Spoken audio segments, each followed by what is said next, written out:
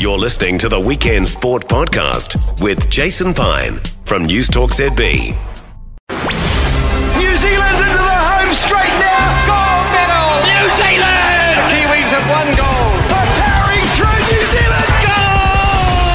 Gold. Weekend Sports Road to Paris 2024. With the 2024 Olympics fast approaching, we continue our Road to Paris feature. Around about this time every Sunday, we remember some of our great moments from Olympic history, and we land today in 1976 and the gold medal won by our men's hockey team in Montreal. Stopped by Maestro, and the shot by Ineson, and it's there! New Zealand have scored through Tony Ineson. 6 minutes into the second half, it's New Zealand 1, Australia 0. We're joined by the goal scorer, captain of the side, New Zealand's top scorer at the Games with 4, including that one. That was the only goal in the gold medal match against Australia. Tony Ineson is the man. He joins us now 48 years ago now. Tony, how often do you reflect back on that golden day? Well, personally, I don't reflect back a lot. It's history, way back in history. However, in Olympic years such as this one, we do get asked occasionally to speak or take the gold medal to schools, and that starts to refresh, the memory.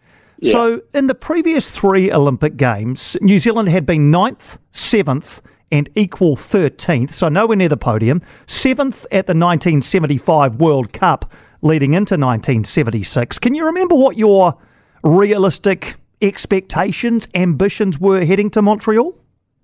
Yeah, they were reasonably high. We had some good results in a tournament in Christchurch after the Commonwealth Games 1974. We defeated the Dutch and had a good run there. In 1975 in Kuala Lumpur, we had a number of key players out, yet we had good results there, again, defeating the Dutch. And I mention the Dutch because they've always been consistently right up there in medal contention or winning them. So we had a reasonably confident attitude going into the games, and we also had a coach that just had a saying, go for gold. So that was embedded in us, and I guess eventually it worked. The 1976 Games were the first time international hockey, certainly a tournament, I believe, was played on turf. How did that change your build-up and your preparation? Well, it didn't, because we didn't have a turf here. and we didn't. The first time we played on turf was just prior to the Olympics in Montreal. We went to Toronto and we had 2 or 3 games there. And that was our first experience on turf, far different to grass. So you only had very limited build-up on the surface that you were going to play the Olympics on. So did you quickly get to grips with the differences between grass and turf?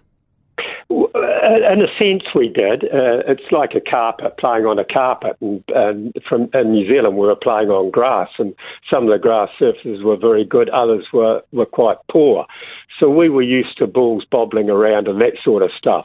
On the turf, the ball could still bobble around, but if it was hit correctly, it would tend to stay on the surface, making it much easier to control, as well as, dribbling skills, passing, all much easier once we adapted to the turf itself.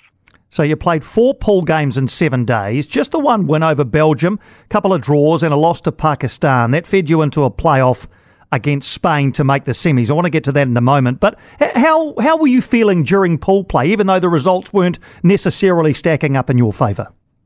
Well, the first game we played West Germany, and they were, I think they were the current Olympic champions, and we drew 1-1. So that was a very, very good start for us. The second game was against Spain, and we played them again, as you mentioned, and we drew 1-1 again. So it wasn't a bad start. And then against Belgium, we won that game 2-1.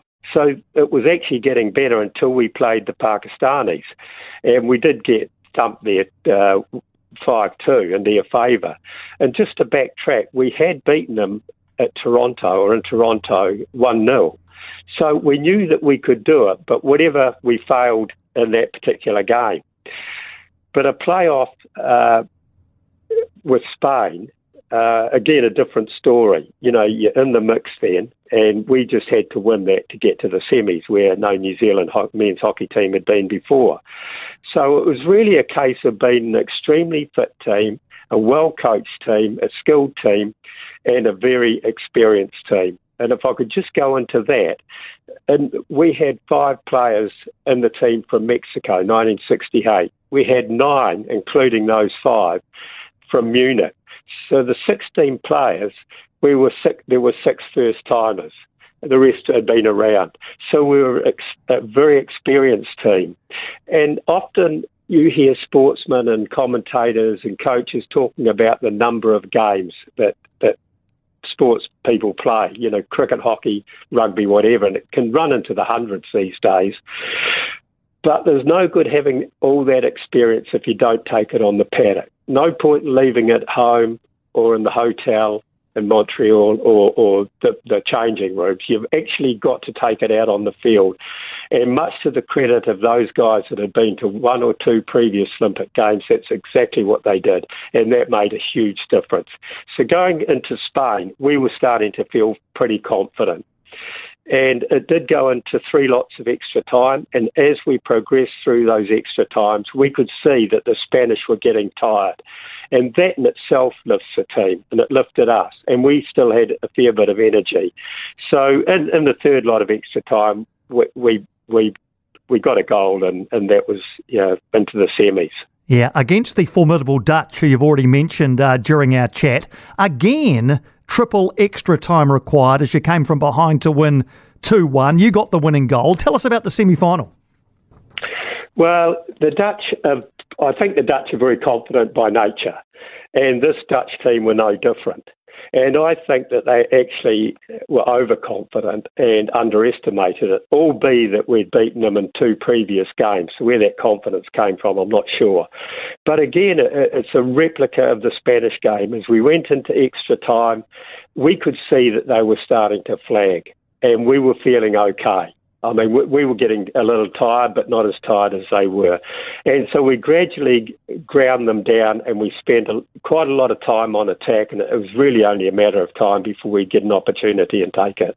So were you starting at this point, having had all of these periods of extra time and even the extra game to get into the semi-finals, the play-off against Spain, was fatigue starting to play a part or not?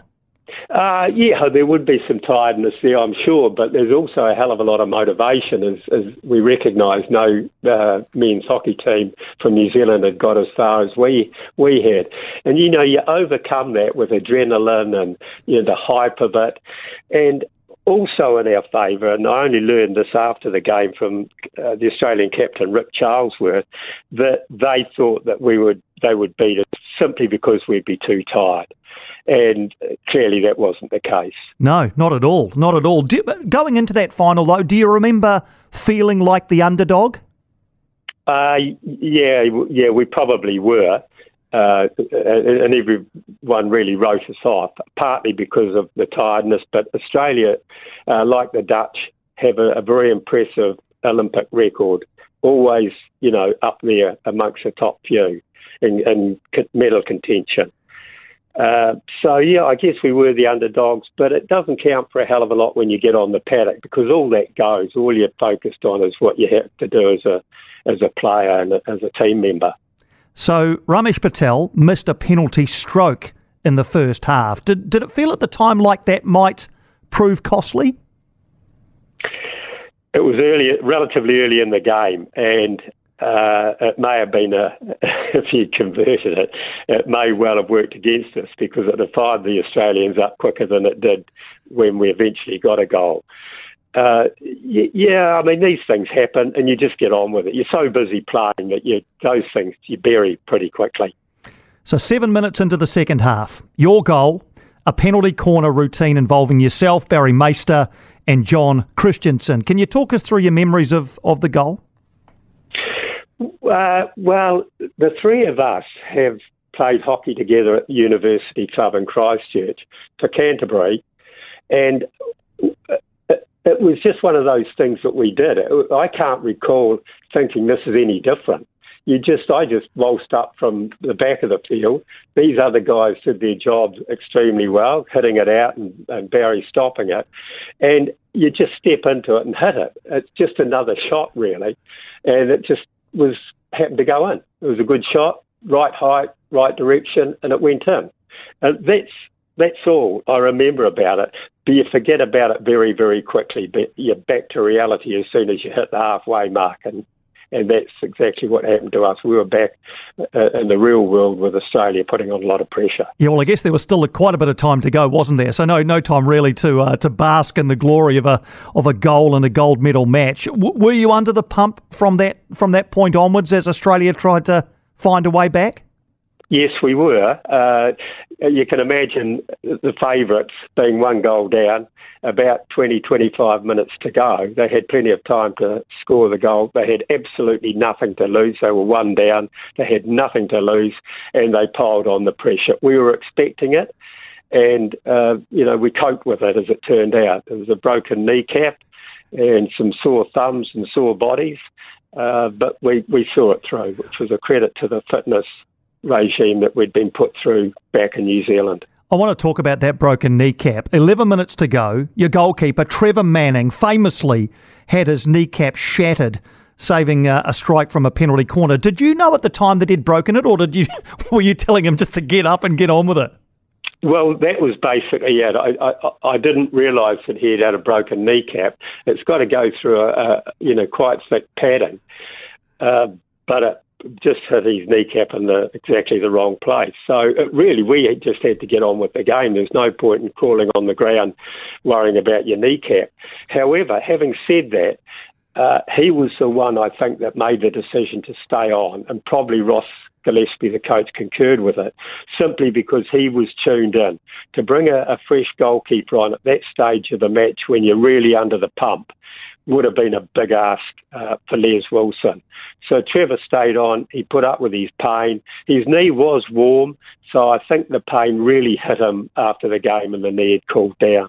Well, maybe the gold medal would have been some consolation. I'm sure it would for Trevor Manning. I remember speaking to him on the radio a few years ago, actually, and he told the story similar to you, that he didn't want to go off. He made the decision, no, I'm staying on to see this one out. So the final whistle goes. Tony, you've won the gold medal. Can you remember your emotions at the final whistle?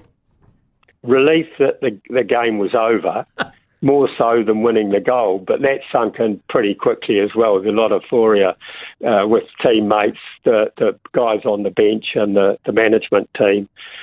Yeah, but I guess it never really sunk in until we got back to New Zealand. We got back to our hometowns and we got the welcome there, and back with family and friends, workmates. That's probably when it really sunk in, for me anyway. But obviously we enjoyed ourselves after the game. Great occasion. Yep. Brilliant. And standing on the podium with all your teammates as well, which is quite a special one. Often, Olympic medalists are up there by themselves, but, all of you up there receiving the gold medals together, the national anthem playing, that must have been quite a special moment for you all. Yeah, it was. I mean, the first and only time. So it was a treat to be there, yeah. A great experience. Was this your first Olympics, Tony? Or had you been previously? No, I hadn't. So you were captain of, as you mentioned before, a very experienced team. So you weren't. Did you have some good sounding boards among those experienced teammates? Look, there could have been half a dozen captains. Any one of them would have done a great job, and probably another 3 or 4 behind them. So the team wasn't short of potential captains. That was never a problem. What it did for me is I really had an easy ride in that sense. The team just ran itself. Where do you keep your gold medal? In the garage, in a banana box, along with other hockey memorabilia. And it comes out when anyone wants to see it, when they're here, but that's not very often. And like I say, at schools. And Olympic years. It's a very interesting theme in talking to other Olympians who have stood on that top step of the podium. They often don't have them displayed anywhere prominent, Tony. Often just like yourself, it's sort of out the back somewhere, almost somewhere nondescript. You never thought about displaying it more prominently? Not really. No, I think New Zealand is generally by nature a low key. And are not in your face, and I think that reflects on the comments you just made about where gold medals are kept and, yes. and the profile. that they get. And have you retained any involvement in hockey in the years since? I gave it up for quite some time. I had a career to think of. I had a family to think of, because quite frankly they were all on the back burner. And so I worked on those. When my son came along and started to play at the very junior level, I helped Selwyn Meister down at the Harewood Club and what we called mini hockey, just training them through basic stuff. I then went on to coach my son. I coached the Canterbury Hatch Cup team, which was a junior rep team, boys rep team in those days. And then I got involved at Christchurch Boys High, where I attended with their second 11 team. But I'd really lost enthusiasm, to be honest. I'd committed a lot of years to playing hockey, and I couldn't continue with it at the same level, coaching Canterbury or New Zealand, if that was an option. So I was just happy to play around in the background a bit. Well, it's Olympic year, Tony, so that grainy footage of your goal in 1976 as I remember, all the replays I've seen, the turf just looked brilliantly green as you strike that ball into the goal to win the gold medal for New Zealand. That's going to come out, no doubt, over the weeks and months ahead. But thank you for joining us today on ZB to reminisce a little bit, and congratulations on what you and your teammates achieved 48 years ago in 1976. Thanks, Jason. And it's a pleasure talking to you. A great pleasure talking to you too as well, Tony. Thank you for taking the time. Tony Ineson, the captain of the gold medal winning 1976 New Zealand men's hockey team. Tony Ineson with the goal in the final against Australia to win the gold medal. The other members of that side, Jeff Archibald was the vice captain, Barry and Selwyn Meister, Neil McLeod, Leslie Wilson, Mohan Patel, Trevor Manning, the brave goalkeeper who shattered his kneecap with about 10 minutes to go, Alan Chesney, Alan McIntyre, Ramesh Patel, Arthur Boren, John Christensen, Greg Damon, and also the late Paul Ackley and the late Arthur Parkin. And all three of the coaching and management team have also passed on. Ross Gillespie, the coach, Tony Palmer was the manager, and Brian Maunsell, the trainer. The 1976 gold medal winning New Zealand men's hockey team featuring on our Road to Paris feature today. We're back again next Sunday with another golden moment from our Olympic history. For more from Weekend Sport with Jason Pine, listen live to News Talk ZB weekends from midday, or follow the podcast on iHeartRadio.